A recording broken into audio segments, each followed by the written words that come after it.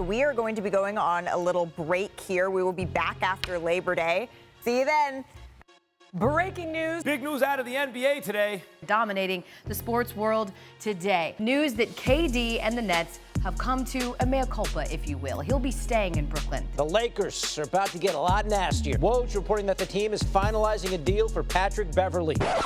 What? Chet Holmgren going to miss all of next season because of a foot injury. A developing story in New York City. The Knicks and guard R.J. Barrett are finalizing a 4-year rookie extension worth up to $120 million. Major developing story from the NBA. Utah has traded the 3-time All-Star to the Cleveland Cavaliers. Includes Markkanen, Abaji, Sexton. Sexton has agreed to a 4-year, $72 million sign and trade in Utah. Now, the Cavaliers are loaded in the Eastern Conference with Donovan Mitchell.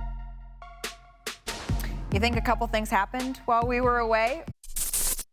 Thanks for watching ESPN on YouTube. For live streaming sports and premium content, subscribe to ESPN+.